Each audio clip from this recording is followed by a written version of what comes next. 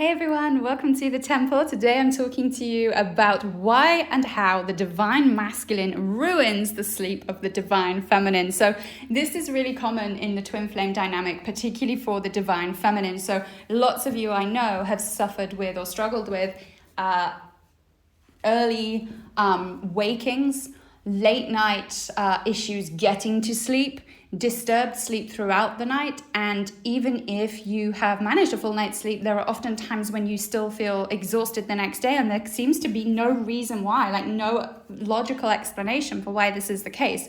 And so I've been inspired to create this recording because I woke up at 10 to 6 this morning. A little bit frustrated, to be honest. So there's not a lot that frustrates me about my twin, in all honesty, like nothing at all, but this does. And I'll tell you why. Because I'm waking up at 10 to 6 every morning, and I have gone from being somebody who is a sleeper. And I mean, my natural wake up time before having kids was around 10:30. Like I could literally easily sleep in till 10:30 and not wake up at all. After having kids, it shifted to about 8 a.m. Did I say 10 p.m.? 10 a.m., right? After having kids, it was, 8 to 8:30. But I love my sleep, and it's actually a running joke in my family of the fact that I can literally sleep anywhere. I've been lucky enough to travel all over the world, and everywhere I travel, every time I travel, I would be asleep. We went through passport control going into Europe on a bus, and I slept almost through the whole thing, and an officer had to come and tap me on the shoulder and ask for my passport, and there was the whole bus stood outside of the bus waiting for me to wake up and come down and give them my passport to be allowed access into the country. And I've slept, on riverbanks in France and Hungary, and on overnight sleeper trains on my own in really random parts of Eastern European countries. And, it's just, and the plane, when I flew to New York, I remember waking up as the plane landed, completely missed the view coming in.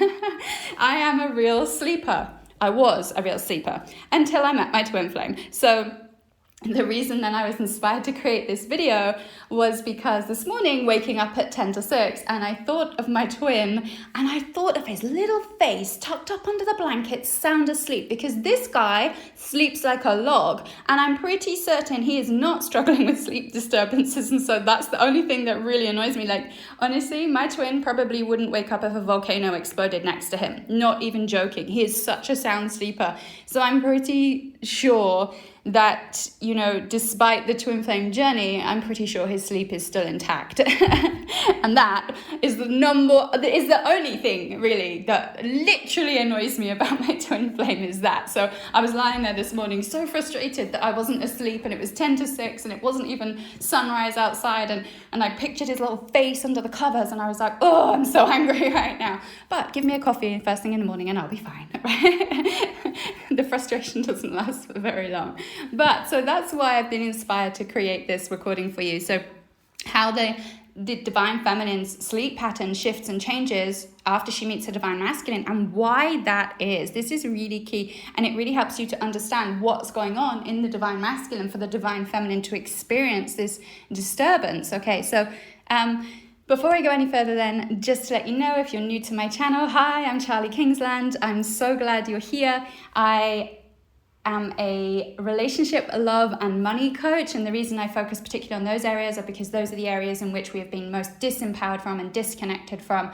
And as the mother to two girls, one of my biggest purposes in life is to be able to show them that they can create and be and have anything they want once they come into alignment with the truth of their soul and remove the blocks and barriers created by the matrix. So if you're new here, I've also got my brand new course below, Journal into Love, and this is going to really help you dig deep into your relationship, whether you're in a twin flame dynamic or not, and help you really make the healing process beautiful, enjoyable, and you will come out of it feeling empowered and like you know what to do next. Often this journey can be a bit overwhelming. You don't really know what to do or how to be, and that's why I created the Journal into Love program, and that's down there for you. So anyway, I'm really glad you're here, and I'm really glad to be able to bring you this episode. So first of all then, let's go with the obvious one. The divine feminine's sleep is impacted when her divine masculine is thinking of her. Essentially, she feels that, right? This is the really obvious one.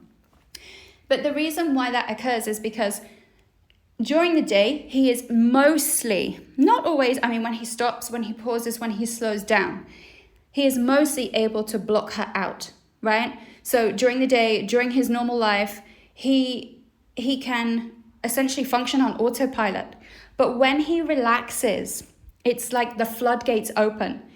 And he allows himself this space to think about her, essentially. And he goes from being on this autopilot mode, on almost like a very flat, emotionless state, which he has to do to be able to get himself through the day. Remember, the divine masculine at the beginning of the twin flame journey, when the twins meet, he is not living in alignment with the truth of his soul. So after they meet, and particularly when they're in separation, while he is processing or figuring out what on earth this is, what on earth is going on, what is it here for, and everything that encompasses, because remember, the divine feminine shifts his whole life. It's not just about love or a relationship or a little fling or a little romantic thing. The divine feminine meeting the divine masculine, they shift each other's complete whole life, right? So a lot of the time, he has to be able to go into neutral mode in order to be able to function in his previous life, the life that he had prior to meeting his divine feminine. So he has to be able to neutralize his emotions and go into essentially this very flat, zombie-like state of being in order just to get through to be able to just get through his day. And then when he relaxes, he feels his emotions, and it's almost like you press the on switch, right? He reconnects to the truth of who he really is when he relaxes. So a big emotional surge then comes out, which is so strong, right? The divine masculine really does have these very strong emotions when he allows them. And it's like a tidal wave, right? Or like I said, turning on the power socket. Because society, family, expectations have placed upon him. They've told him that he can't be emotional, right? So in the past, maybe he's used alcohol or drugs or sex or in some way creating a kind of chaotic or dramatic life with these crutches in order to be able to keep him in this kind of flat, zombified state to be able to get through his everyday. And when he uses alcohol, drugs, sex, or this chaotic, dramatic life, it's like an outlet for his emotions, right? But it's obviously not a healthy one, and it doesn't bring him back into alignment with the truth of his soul. But what it does, it acts as some sort of release for him. So over time, obviously, this makes him feel worse, right? And he's aware of that. He's aware that he's probably very out of alignment with his soul. And when he's undertaking these activities or behaviors, and this really is typically when he calls in and meets his divine feminine, when his body has had enough, when his mind has had enough of numbing himself out, of living in this way, of living under everyone else's expectations. This is when he calls in and meets his divine feminine, who not only receives and even loves all of his emotions, right? But she doesn't need him to be anything more or anything different, but she really exists to call him back into alignment with his soul, which is essentially living out his purpose fully and experiencing real happiness here on this earth. So essentially, when he is decompressing, or when he goes into that mode where he allows himself to relax and he allows himself to feel all of these emotions, which he cannot do when he's living out his 9-to-5 job or 7-to-7 job, or he's around his family members who have all labeled him and put him in this box and see him as a particular way. When he is away from all of that, usually when he is on his own, and especially when he allows himself to go into nature and connect with his physical divine being as well as his soul truth, then she can really feel this release of emotions that he then allows himself to experience. So this is why her sleep is disturbed, because essentially she picks up on that big energetic shift. Remember, they share a chakra system. She receives communication in the 5D, in the higher realms of consciousness, and that can be activated when she is receiving this energetic disturbance from his body.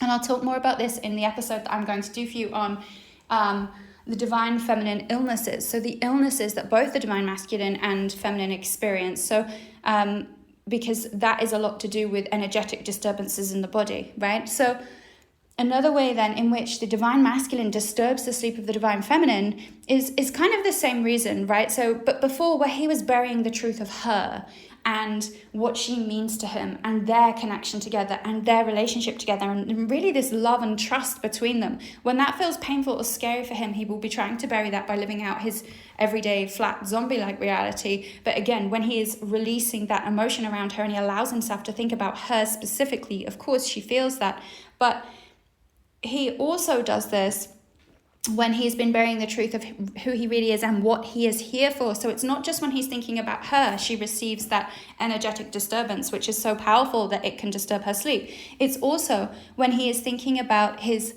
purpose here on earth. And this, really does feel as important to him as his divine feminine. The divine masculine knows he was put here on this earth for a big and very real purpose. He's always known, ever since he was a child, there's a reason I'm here.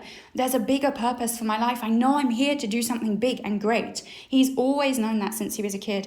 And, and that it's going to be significant. And meeting his divine feminine really catalyzes this for him. She makes him remember what he's really here for. And not in any physical or pushy way. Remember, the divine feminine doesn't need anything from her divine masculine at all. She doesn't want anything physical from him. Well, she definitely does want the physical, let's just make that clear. But she doesn't want the 3D, give me money, pay for things. She doesn't need that from him at all. And so she really doesn't care, the healed feminine, the divine feminine really does not care what he does or how he does it. And actually often later down the line, when union occurs, you'll often see twin flames building businesses together and following their purpose together. Usually twins, being twins, right, share gifts and a vision for the change they want to see in the world. They're literally given the gift, this beautiful gift of shared vision, right? And the divine masculine knows this, but again, because he has been targeted much more by matrix programming, the divine masculine has really been broken down here.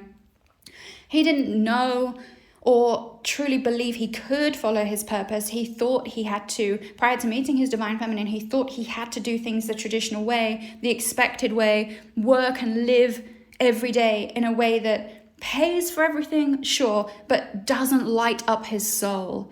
Okay, and then when he meets his divine feminine, who usually can instantly spot his gifts, and she says, you are such a talented artist, or I've got goosebumps, right? Artist or healer or whatever it is, and actually most divine masculines are incredibly gifted healers. A lot of them carry this magician archetype energy, but of course, before they can truly do that and step into those gifts of really healing and building their purpose on life around that, they have to be able to do it for themselves, right? They have to be able to create that magic in their own lives first, which is why you'll see a lot of divine masculines kind of really start to open up to their purpose, particularly when they're in union with the divine feminines. And then when they go into separation, they kind of fall back and then they step forward again because they're like in ego mode of, I can do this on my own. I don't need anybody else. Perhaps they've got people around them saying to them, you can do this on your own. This was all your purpose all along. Right? And they listen to that. But again, it's this very stop, start, hesitant energy, because actually what they're not experiencing is the miracle of creation. They're not allowing themselves to receive that, and they're not allowing themselves to receive it with their divine feminine. So anyway, when they meet the divine feminine, who's like, you don't need to do life in this way. That dream you had when you were a kid wasn't just a dream. It's what you've always known to be true. She really knows this about her divine masculine, and he loves that. He loves that she sees this. It's like she has always known, and of course she always has, right? But it's like, how did you know what was inside my head when I was a child, that I always knew that I was born for this, that I was born for more? And this is why she believes in him. It's not because, he has some, it's not that there's no other reason for it. It's simply she knows instantly upon meeting him, and they have that connection and they have that recognition, and that Kundalini activation occurs, particularly for the divine masculine. When this happens, it triggers a recognition in the souls of both of them. It's, oh, there you are. You're this thing I've been expecting to arrive the whole time. But then, of course, when it appears, it's like, well, now what? Now what do I do with this? But this is how she knows. She really knows, of course, at this deep level that he has believed about himself, that he is born for more. And so what she says to him is, or what she communicates to him rather, is, you don't need to live life in this way where you're living up to everybody else's expectations, where you're following this label, where you're putting yourself in this box. And that dream you had when you were a kid, it wasn't just a dream. It's what you've always known to be true. And he really processes this, and he really explores this at a deep level. And I think sometimes as the divine feminine, it can feel like, maybe we are, falling in love with, potential. And actually, that's not it. Once again, that's a societal belief. It's not a truth. That actually, it's not the potential you love. It's the fact that that's who he is at a very deep soul level. But when we don't see the masculine reflecting that back to us, we see them either separate from us or in separation, and they are continuing to live in the old ways, you start to doubt and you think, well, maybe I was wrong about them. Maybe, and this is where the divine feminine actually goes through that process of starting to look at, maybe they're not my twin. Maybe I'm just crazy. Maybe I'm delusional. Maybe I got this wrong. Maybe I did just fall in love with potential. Maybe I just wanted to see them a certain way. All of this matrix training, which encourages us to see each other and one another, particularly in twin flames, of course, because the matrix doesn't want twins to come together. All of these fear-based beliefs and behaviors we hold about another one that have been conditioned into us. But really deep down, she knows this is who he is at a core level. And they both are. They vibrate at the same frequency. They are the same, right? So he does, even in separation, divine feminine, your divine masculine really does take on board what you say and what you believe about him. And he goes away and he deeply processes and explores his mission and purpose at a deeper level. And this is why we call it waking up to some degree, right? Which is kind of apt, seeing as that's literally what is happening for the divine feminine. But it's like adulthood and responsibilities and being all the things that we do to make our parents proud or whatever really cast spells over our soul truth. But then the divine feminine comes along and she helps him to wake up and see that everything he dreamed of really is possible for him, and even more than possible, right? It's his birthright. That's what he's here for. And this is why sometimes the masculine really does need space. It's a lot for him to process. And actually what he's learning here is that it's okay for him to be able to do this in union with his feminine, that actually they chose even before this life to do this together. But again, societal expectation says that the strong masculine is a lone wolf, is a leader. The leaders eat alone. It's a typical Instagram meme that you see going around. And again, another lie of separation consciousness designed to keep us apart. Actually, we are designed to work together, and the divine feminine and the divine masculine are complete equals in every single area and every way. This is what makes them such a powerful couple, right? This is why I read this incredible book on twin flames earlier this year in the spring, and it said, this is why people around them will feel a natural, incredible urge to pull apart a couple without knowing why. That power is so triggering for so many people, right? It really is powerful.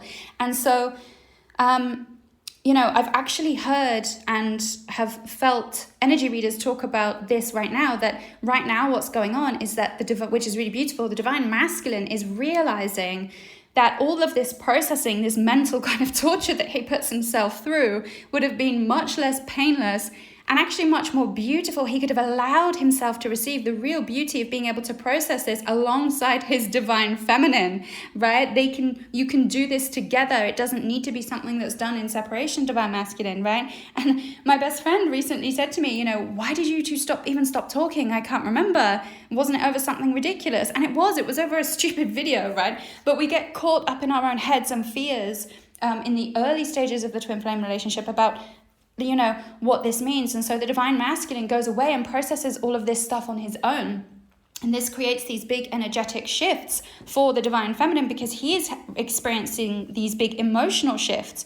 As the leader for the energetic and spiritual elements of these connections, the divine feminine feels that emotional shift as an energetic disturbance. And it's so powerful coming from him. Remember, the divine masculine here on earth is the most powerful one, right? He really brings this dark, strong, earthy, grounded force to the partnership. She's the dreamer, she's the visionary, she's the spiritual guide, she's essentially the catalyst for trust in the relationship, right? He trusts because she trusts in provision, in in spirituality, in herself, in faith itself, right? She's filled with so much trust, and that's what she brings to the partnership. Again, the yin and the yang, the dark and the light, they work together as this perfect whole, this power couple.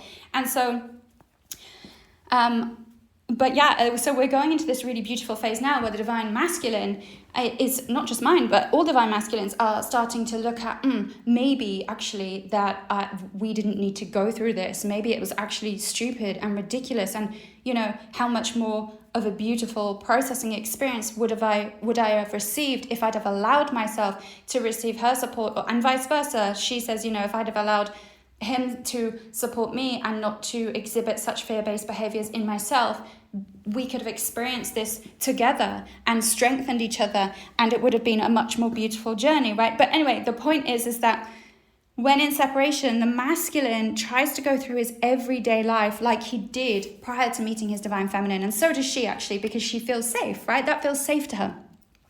But ultimately, they know that they are living a lie, not just in the area of love, but also in their purpose. And the divine feminine is much quicker to release her old ways of being, because she really operates from these higher realms of consciousness, and so places a lot of trust in her vision, in herself, in her own capability, because it comes from something bigger than her and greater than her and outside of her. So it's easy for her to trust that. I mean, it's not that she doesn't wobble. The divine feminine, we definitely do wobble on that occasionally. What am I here for?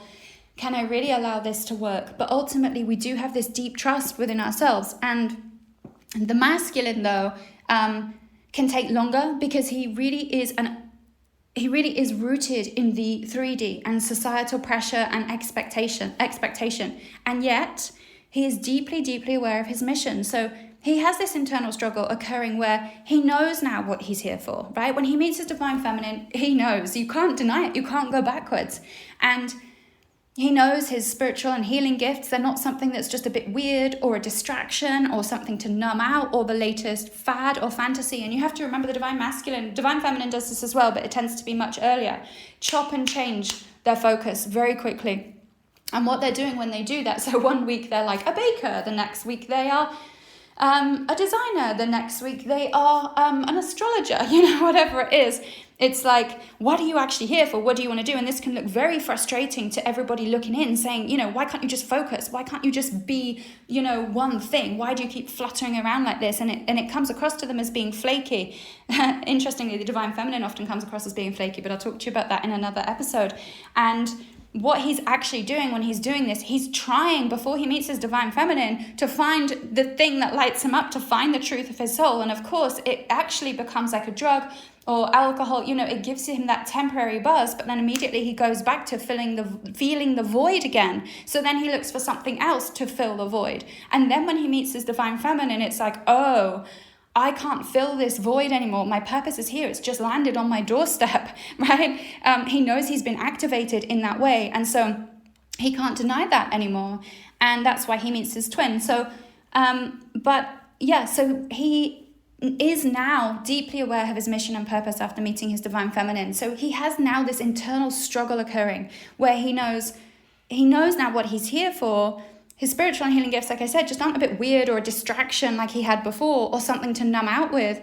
He realizes, oh, they've literally been trying to guide me this whole time back to my purpose and what I'm here for, which is essentially back to his feminine, back to his soul, back to his place of deep peace, essentially. And that's why he created her. Literally, it's like the divine masculine really is Adam creating Eve, right? It's ultimate creation, the ability to create and give life. And, the divine feminine is often seen as Gaia, the one that brings life, Mother Earth. But actually, if you think about ultimate creation, Adam creates Eve, right? The ability to create and give life. And she brings to him his truth as Eve. She brings the truth, and as painful as that experience is painful for him. But ultimately, we have to remember, he created her to do this for him. So while most of the time the divine masculine is able to block out his purpose or calling, when he experiences these moments of thought or consciousness, it can be such a release and relief to him when he knows, oh, yes, this is my purpose. Yes, this is safe for me. Yes, I am going to follow this. Yes, this is everything I ever wanted. That flood of emotion can come when he allows himself to sit with it, right? Especially if he's a late night processor. And this emotion can be so strong in his mind and also his body that she feels this energetic disturbance. And it's so powerful, it's so strong, it literally wakes her up. And actually, one of the things I've realized is that the longer separation goes on, the worse sleep can actually become for the divine feminine as a result of this, because what tends to happen is that he starts to long for her. So the longer separation goes on, the stronger his longing becomes. With everything else, with people in the past, he's really been able to shut down to them and shut off, even if they have felt like there's an emotional attachment at the time. But with twins, it's different. With his purpose, his life purpose, of course, how can you shut down from that? He can't block it out. And so the longer the separation goes on, the more he starts to obsessively think about her, the more he starts to think about his mission and purpose, the more he starts to realize what he's here for. And so he really longs for her, which is really, it's not actually a longing for her. I mean, it is, but really it's a longing for his highest self, for that peace that he experiences when she is in his life more intensely. That's what he is longing. That's what he feels is missing. And he, of course, deeply worries. One of his biggest worries, divine masculine's biggest worry, is that she will move on, right? And so his emotions are, for very obvious reasons, very strong at this stage. And the reason that happens is to show him, look, you are meant to have the things that you desire. They're meant for you. It's safe for you to allow yourself to have them. And the emotion has to be that strong, again, because our bodies and our emotions show us. Think about it. When we get sick, what is it showing us? It's showing us there's something within us that needs healing. It's showing us our immunity is low. It's showing us, whatever it is, there's an imbalance in our body somewhere. And our emotions are the same, right? Our bodies and emotions show us what is in need of healing. And if it's not strong and consistent, we'd be able to block it out or ignore it. Like, we can ignore a scratch, we can ignore an ex-partner from the past who, was only around for a short amount of time. We can ignore a hobby or a fad or something we tried from back then, because it doesn't matter. You can ignore that and it heals and moves on. But with this, it's so strong. The emotions and the bodily responses, the illnesses actually, that, like I've said, I'll talk about in another video, can be so strong and consistent. These emotions, this bodily response to our twin, the thoughts that we have when we're thinking about our twin, or the divine masculine is thinking about his purpose, his reason, that the divine feminine is in his life. When he's thinking about these things, when he's in this place of longing, these emotions and experiences have to be this strong and consistent, because otherwise we would be able to block it out or ignore it and it would go away. So the strong emotions and body responses experienced by the divine masculine is his soul's way of saying, look, you need to heal this now. You're the masculine, you're the fixer, go fix it. And this is why even after or during an extended separation, the divine feminine will feel that energetic wave that causes her to wake up at night, and can also give her anxiety in the day. Actually, if he processes in the day sometimes, which again, the longer separation goes on, you'll see him start to process more in the day as well. He'll start to really experience this disconnect during the day. Because as time goes on, this really does get stronger for the divine masculine. So this is why then that the divine feminine is picking up again on this energetic disturbance the longer, and so her sleep gets worse the longer they are in separation, because his longing and his emotional responses are becoming stronger and stronger. They are a calling from his soul saying something is not right here. You need to pay attention, just like an illness, right? So now the other sleep disturbance, and for me, this is the worst one that the divine feminine experiences, is a shifting of her circadian rhythm, where perhaps she switches from being a night owl to a morning person.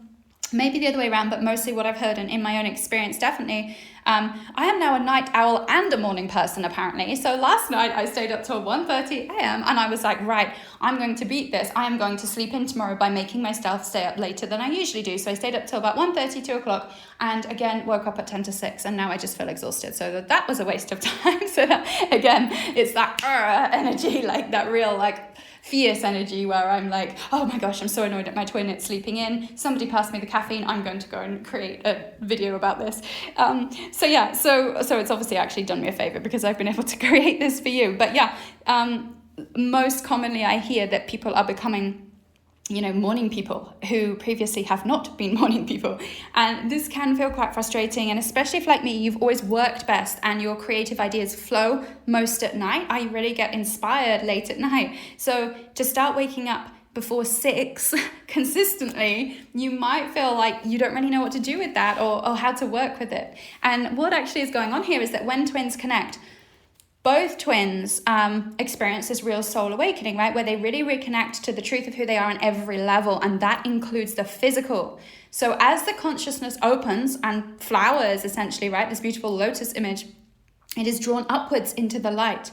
It lifts the physical body upwards too. Your body cannot stay in a low vibrational frequency energy when your consciousness is evolving and growing and expanding upwards. There would be too big of a disconnect. You would leave the earth completely, right? So your body really does have no choice but to be drawn upwards with you. And actually, this is why a lot of divine feminines lose weight on this journey. They are literally no longer holding on to mental baggage and blocks that kept them in literally heavy energy before.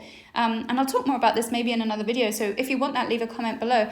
But the reason then that she is now an early riser is because she is simply aligning with the truth of who she really is, and our bodies are nature. We are one with nature, and it's really actually quite beautiful because she is starting to rise like the birds. She rises like the sun, and that really gets activated for her as part of the twin flame journey. And then finally, a few other reasons for disturbed sleep. These ones are the main ones, but twins actually meet in dreams, and often when in separation, both the divine masculine and divine feminine will experience times when they literally just want to go to bed so they can shut out the world, meet their twin in other realms of consciousness, and experience that feeling of release and peace that they bring to the other. And this is one of the lovely parts of being a twin, actually. So, you wake up so happy to have connected in that way and experience those feelings. And of course, dreams are never just dreams, right? They are always messages from our soul. And so the final reason I want to end with as to how the divine feminine sleep gets disturbed is, and this one's a little bit crazier, is, well, by normal circumstances, but we don't do normal around here, so that's fine. The divine masculine is under spiritual attack. Now, most of the divine masculines are actually, when they allow themselves to be, are very spiritually connected. My twin is actually much more of a natural channeler in this area than I am, right? He really awakened me in that area. But what can happen is when the divine masculine is not living in alignment, he is vulnerable to spiritual attack. And remember, there are energies out there, a lot, which do not want the masculine empowered. They want weak masculines living like good little robots, taking their pills every day, lining up on the conveyor belt of going to work 3-5 times a week, standing there in the queue for, whatever. And they want these good little robots.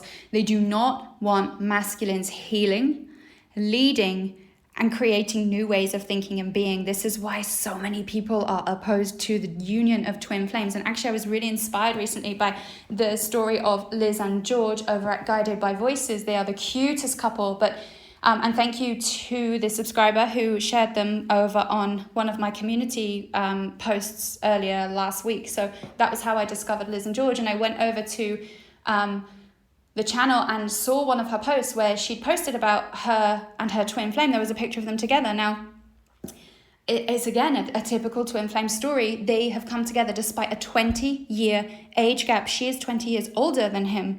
And from what I can tell from her post, they faced a lot of resistance around that. Not from themselves, obviously, right? Twins never resist each other in that way, but from everyone else around them. And from what I could pick up, it sounded like they live in a small community where they were facing a lot of judgment around that. And actually, it's beautiful to see they overcame that. And now they are living and working, together in mission and purpose together. Like they really overcame that judgment and those fears that they would have had surrounding, particularly George, right? What does this mean for me? Should I listen, or do I really step into this divine masculinity of mine and follow the truth of my soul? And he did that, and that's really, really amazing. And so, but what the point is that they would have had to fight against everyone else's opinion. And again, this is why I say a typical twin flame relationship, because it's really challenging everyone else around them, and they have to really, be so strong in their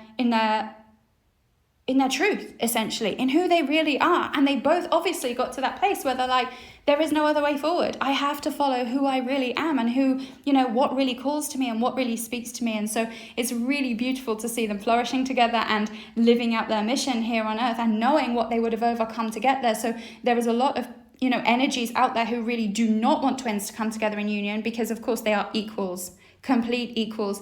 And together, when they are in union, they truly shift the world, right? They are both leaders. And these are the twin flame couples. We don't actually hear about that. I have started to notice creeping into my client list, actually, twin flames in high positions in politics, in entertainment. I'm not going to talk too much about that here, but maybe I'll talk about that in another episode. But, these are the ones who are really leading the planet, essentially, or humanity, into the next level of consciousness, into essentially the great awakening, right?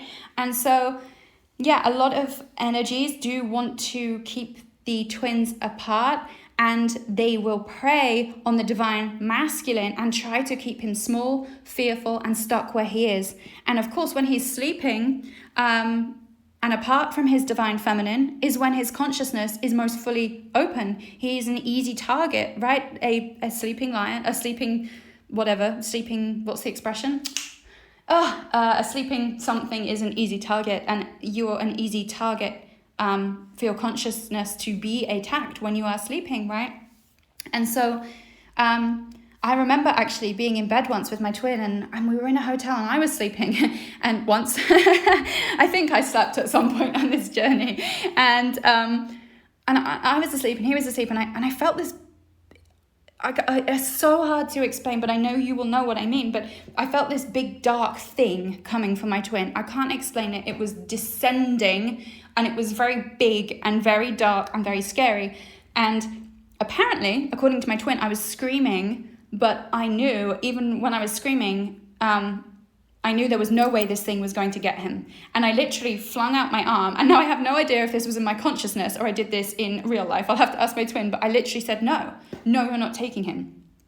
And back then, I knew by that point we were twins, but I had no idea what that actually truly meant. And this is when I learned the divine feminine really protects the twin, the divine masculine, in the energetic and spiritual realms. It's not something she consciously chooses, it just is this way. So when her divine masculine is under spiritual attack, it's going to give her that real feeling of being exhausted the next day, even if she's had solid sleep that night. So, she has literally been spiritually protecting and fighting for her twin in the spiritual and energetic realms. Now, I know this might sound a little bit crazy to you, right? And I actually almost didn't publish this or include this part because it actually feels quite vulnerable and scary for me to talk about it for many reasons. And it's slightly emotional as well. But I want you to remember, if it sounds insane, you have to remember the saying that actually truth is stranger than fiction.